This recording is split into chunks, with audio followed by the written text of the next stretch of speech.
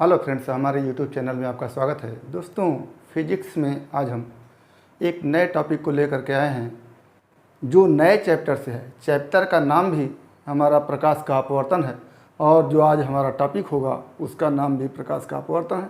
तो आज हम प्रकाश के अपवर्तन से संबंधित तथ्यों के विषय में चर्चा करेंगे। तो जिस दिन हमने प्रकाश चैप्टर को शुरू किया था उसी दिन हम एक लाइन प्रकाश में लिखवाए थे कि प्रकाश एक विद्युत चुंबकीय तरंग है, और दूसरी लाइन लिखवाए थे कि प्रकाश सीधी रेखा में चलती है। प्रकाश सीधी रेखा में चलती है। इन दोनों लाइनों से एक निष्कर्ष निकल के आता है कि प्रकाश क्या है, एक तरंग है। प्रकाश क्या है, एक तरंग है। और दूसरा निष्कर्ष निकल के आता है कि प्रकाश सीधी रेखा में चलती है। तो पहला तथ्य है कि प्रकाश एक तरंग है और दूसरा तथ्य है कि प्रकाश सीधी रेखा में चलती है। अब अगर प्रकाश तरंग है तो तरंग के संबंधित तीन तथ्य होते हैं। पहला, तरंग का अपना एक वेग होता है। दूसरा, तरंग का तरंग दैर्ध्य होता है। और तीसरा, तरंग की आवृत्ति होती है।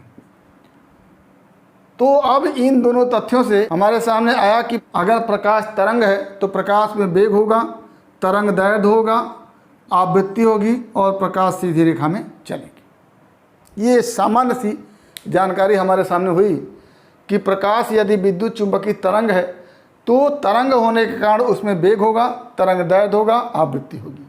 दूसरा, प्रकाश सीधी रेखा में चलती है। तो अब वेग, तरंग दैर्ध्य, आवृत्ति और सीधी रेखा में गमन, ये चार तथ्य प्रकाश से संबंधित हैं। अब इन चार तथ्यों से संबंधित जो एक घटना होती है वही घटना अपवर्तन कहलाती है। तो वो घटना कौन सी होती है हम देखेंगे। तो प्रकाश सीधी रेखा में चलती है तब चलती है जब वह किसी एक माध्यम में चले। जैसे प्रकाश को चलने के लिए किसी माध्यम की आवश्यकता नहीं होती है।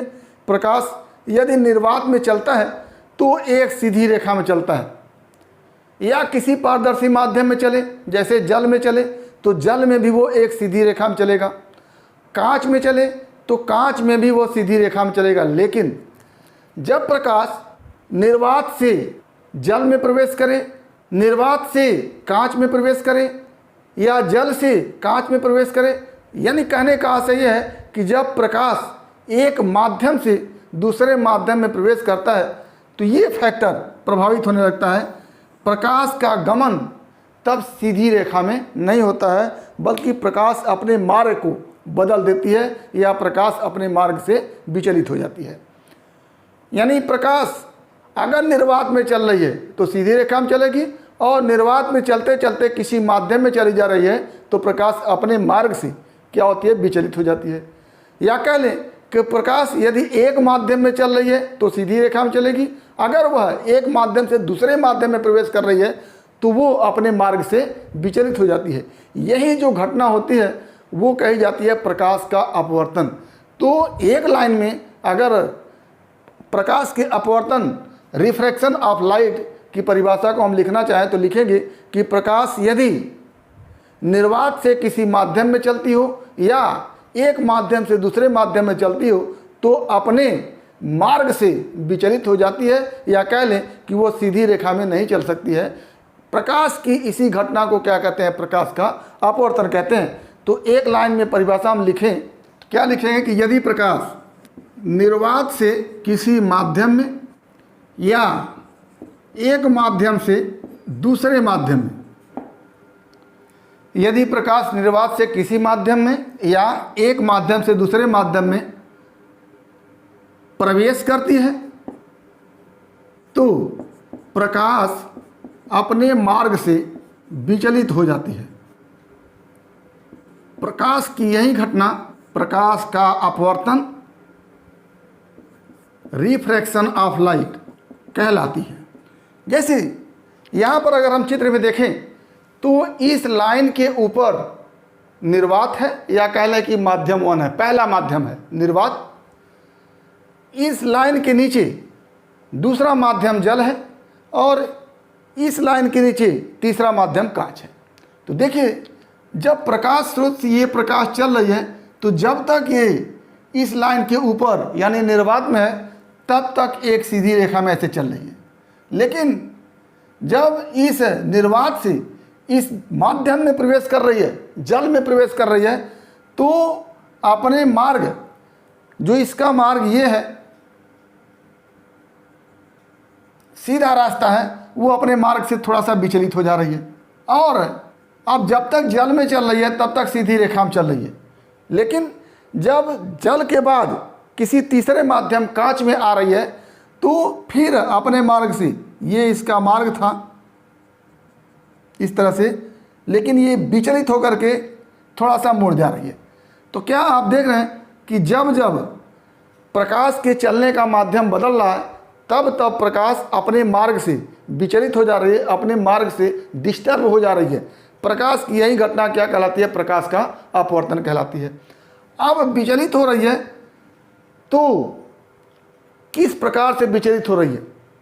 जैसे अब ये पहला माध्यम निर्वात है, दूसरा माध्यम जल है और दोनों का ये डिवाइडर लाइन है, विभाजक तल है, और यहाँ से प्रकाश स्रोत चल रही है और इस बिंदु पर आपतित हो रही है, गिर रही है।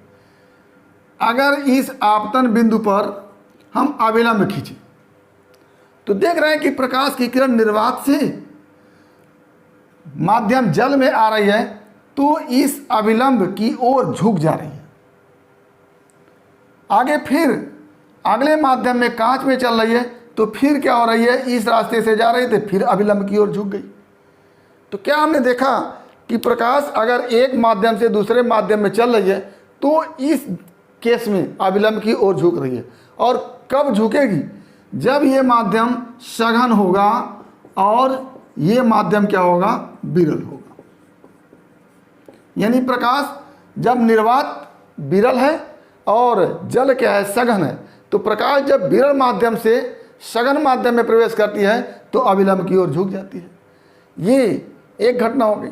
दूसरी घटना, अब ये प्रकाश जब जल से कांच में चल रही है तो ये कांच इसकी अपेक्षा सघन होगा, तो यहाँ पर ये सघन हो जाएगा और ये क्या रह जाएगा? विरल रह जाएगा। सघन का मतलब गाढ़ेपन से है, तो कांच जो होता है वो जल से ज़्यादा गाढ़ा होता है, तो ये सघन हो गया और जल क्या हो गया? विरल हो गया। तो फिर जब जल से प्रकाश की किरण चलते चलते कांच में प्रवेश करेगी, यानी विरल माध्यम से सघन माध्यम में प्रवेश करेगी, तो फिर अविलंब की ओर क्या होगी? झुक जाएगी। तो एक घटना आपके सामने आई कि जब प्रकाश विरल माध्यम से सघन माध्यम में प्रवेश करती है तो अविलंब की ओर झुक जाती है। और इसके विपरीत जब प्रकाश सघन माध्यम से विरल माध्यम में प्रवेश करती है तो अविलंब से दूर हट जाती है। तो इसी घटना में आप अपवर्तन में लिखेंगे कि जब प्रकाश की किरण विरल माध्यम से सघन माध्यम में प्रवेश करती है तो अविलंब की ओर झुक जाती है। इसके विपरीत जब प्रकाश सघन माध्यम से विरल माध्यम में प्रवेश करती है तो अविलंब से दूर हट जाती है।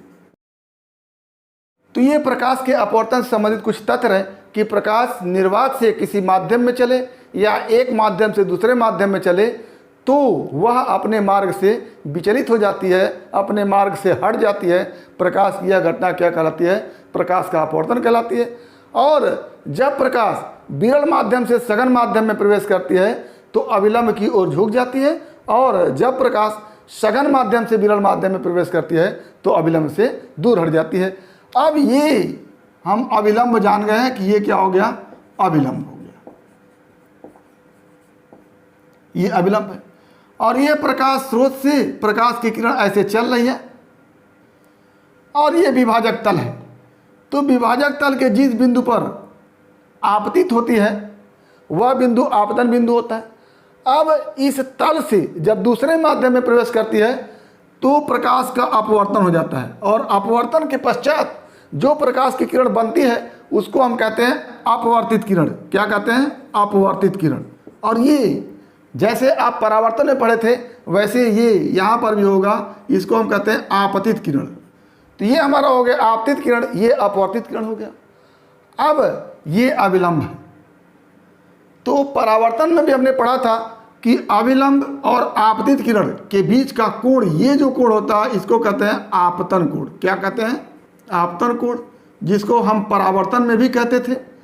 और यहाँ पर एक दूसरा कोण बन के आता है, अपवर्तित किरण एवं अविलंब के बीच का ये जो कोण होता है इसको हम R से लिखते हैं, और ये अपवर्तन कोण होता है। कौन सा कोण होता है? अपवर्तन कोण। तो परावर्तन में ये आपतन कोण हुआ करता था और परावर्तन कोण हुआ करता था, लेकिन यहाँ पर आपतन कोण तो वही है, लेकिन परावर्तन कोण की जगह क्या हो गया? अपवर्तन कोण हो गया। और अपवर्तन कोण को भी R से लिखते हैं और यहाँ पर आपतन कोण को I से लिखते हैं।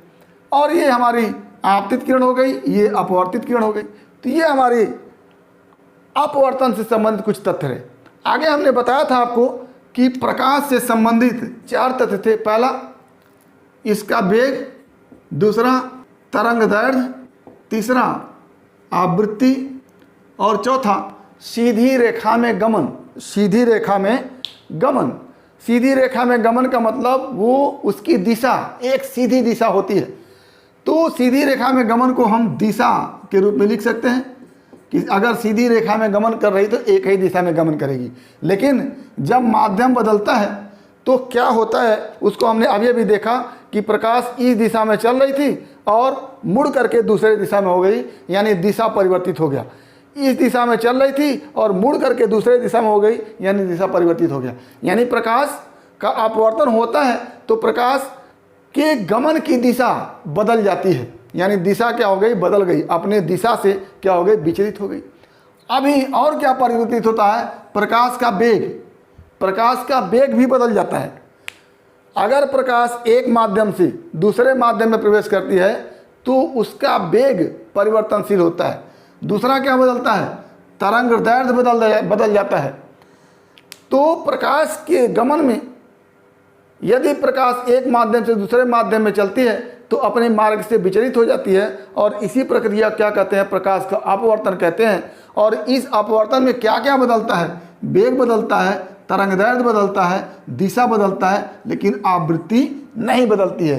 तो ये क्वेश्चन आपसे बनता है कि प्रकाश के अपवर्तन के संदर्भ में निम्नलिखित में से क्या परिवर्तनशील नहीं है? तो आप कहेंगे कि वेग बदल जाता है, तरंग दैर्घ्य बदल जाता है, दिशा बदल जाती है, लेकिन आवृत्ति नहीं बदलती है। या कह लें कि प्रकाश के अपवर्तन में निम्नलिखित में से क्या परिवर्तित होता है? तो आपको वेग दे दिया जाए और आवृत्ति दे दिया जाए तो आप कहेंगे कि इसका वेग बदल जाता है और आवृत्ति नहीं बदलती है। तो एक क्वेश्चन यहाँ से बन के आता है कि प्रकाश के अपवर्तन में निम्नलिखित में से क्या अपरिवर्तित होता है? तो आप बताएंगे कि आवृत्ति अपरिवर्तित होता है और वेग, तरंग दैर्घ्य और दिशा परिवर्तनशील हो जाती है। अब वेग और तरंग दैर्घ्य बदलता है तो कैसे बदलता है उसको हम देखते हैं। तो अभी आपने देखा कि जब प्रकाश एक माध्यम से दूसरे माध्यम में या जब प्रकाश निर्वात से किसी माध्यम में प्रवेश करती है तो अपने मार्ग से विचलित हो जाती है, और प्रकाश जब विरल माध्यम से सघन माध्यम की ओर जाती है तो उसकी दिशा क्या हो जाती है? अविलंब की ओर झुक जाती है। क्या? अविलंब की ओर झुक जाती है। कि प्रकाश जब विरल माध्यम से सघन माध्यम में जाती है तो अविलंब की ओर झुक जाती है, अविलंब से दूर हट जाती है, अपने दिशा में बनी रहती है, उपयुक्त में से कोई नहीं तो अविलंब की ओर झुक जाती है। इसके विपरीत क्या? सघन माध्यम से विरल माध्यम में प्रवेश करेगी तो क्या होगा? अविलंब से दूर हट जाएगी। अब ये तो दिशा की बात हो गई कि सीधी दिशा में जा रही थी, माध्यम बदल गया, सघन माध्यम आ गया तो अविलंब की ओर मुड़ गई, और सीधी रेखा में जा रही थी, माध्यम बदल गया, विरल माध्यम आ गया तो अविलंब से दूर हट गई। लेकिन अब यहाँ पर अगर वेग की बात करें, ये तो दोनों क्या हो गया? दिशा की बात हो गई। अगर वेग की बात करें तो क्या कहेंगे कि अगर प्रकाश विरल माध्यम से सघन माध्यम में जा रही है तो वेग घट जाता है। दूसरा, सघन माध्यम से विरल में जा रही है तो वेग क्या हो जाएगा, बढ़ जाता है। तो ये भी क्वेश्चन बनेगा कि प्रकाश जब विरल माध्यम से सघन माध्यम में जाएगी तो उसका वेग घट जाता है, बढ़ जाता है, अपरिवर्तनशील होता है, उपयुक्त में से कोई नहीं। तो आप क्या बताएंगे कि प्रकाश जब विरल माध्यम से सघन माध्यम में जाती है तो उसका वेग घट जाता है। इसके विपरीत प्रकाश जब सघन माध्यम से विरल माध्यम में जाएगी तो उसका वेग बढ़ जाता है। अब तीसरा, तरंग दैर्घ्य है। तरंग दैर्घ्य की बात करें तो प्रकाश जब विरल माध्यम से सघन माध्यम में जाती है, तरंग दैर्घ्य क्या होता है, घट जाता है। इसके विपरीत सघन माध्यम से विरल में जाता है तो तरंग दैर्घ्य क्या होता है, बढ़ जाता है। तो ये तथ्य आप लोगों को याद रखना है कि प्रकाश का वेग विरल माध्यम से सघन माध्यम में जाने पर घट जाता है, सघन माध्यम से विरल माध्यम में जाने पर बढ़ जाता है। प्रकाश का तरंग दैर्घ्य विरल माध्यम से सघन माध्यम में जाने पर घट जाता है और प्रकाश का तरंग दैर्घ्य सघन माध्यम से विरल माध्यम में जाने पर बढ़ जाता है। अब चौथा फैक्टर क्या हो गया, आवृत्ति। तो माध्यम के बदलने से प्रकाश की आवृत्ति पर कोई प्रभाव नहीं पड़ता। ये हो गया हमारा आवृत्ति से संबंधित तथ्य कि यदि प्रकाश एक माध्यम में चल रहा था, माध्यम बदल गया, कोई और माध्यम आ गया, या कह लें कि प्रकाश निर्वात में चल रहा था, माध्यम आ गया, तो ऐसी स्थिति में उसकी आवृत्ति पर कोई प्रभाव नहीं पड़ता है। तो ये हमारा प्रकाश से अपवर्तन से संबंधित तथ्य रहा कि प्रकाश यदि निर्वात से किसी माध्यम में चलता है तो अपने मार्ग से विचलित हो जाता है, यानी उसकी दिशा बदल जाती है। विरल माध्यम से सघन माध्यम में जाएगा तो वो अविलंब की ओर झुक जाता है, सघन माध्यम से विरल माध्यम में जाएगा तो अविलंब से दूर हट जाता है। और वेग के विषय में हम देखें तो प्रकाश यदि विरल माध्यम से सघन माध्यम में जाएगा तो उसका वेग घट जाता है, सघन माध्यम से विरल माध्यम में जाएगा तो उसका वेग बढ़ जाता है। तरंग दैर्घ्य में भी इसी तरह से होता है कि प्रकाश विरल माध्यम से सघन माध्यम में जाएगा तो उसका तरंग दैर्घ्य घट जाएगा और सघन माध्यम से विरल माध्यम में जाएगा तो उसका तरंग दैर्घ्य बढ़ जाएगा। आवृत्ति के संदर्भ में प्रकाश की आवृत्ति पर माध्यम के बदलने का कोई प्रभाव नहीं पड़ता है। तो ये हमारे प्रकाश के अपवर्तन से संबंधित कुछ तथ्य है। इसके बाद का जो हमारा टॉपिक होगा वो अपवर्तन से संबंधित एक नियम है जो बहुचर्चित है, जिसको हम स्नेल का नियम कहते हैं। तो अगला टॉपिक हमारा स्नेल के नियम से संबंधित होगा। तो उम्मीद करते हैं कि प्रकाश के अपवर्तन से संबंधित तथ्य आपको समझ में आए होंगे। अगर इसमें किसी प्रकार की समस्या है तो आप हमारे YouTube चैनल के कमेंट बॉक्स में कमेंट करके अपनी समस्या का समाधान करेंगे। और यदि वीडियो क्लिप पसंद आए तो प्लीज़ लाइक करेंगे, शेयर करेंगे, साथ ही हमारे YouTube चैनल को सब्सक्राइब करेंगे ताकि इस तरह के वीडियो क्लिप का नोटिफिकेशन आपको मिलता रहे और आपके फिजिक्स अथवा साइंस की मुकम्मल तैयारी होती रहे। तो आज बस इतना ही। अगला टॉपिक अगले वीडियो क्लिप में एक बार फिर आपके भविष्य के लिए बेस्ट ऑफ लक। धन्यवाद।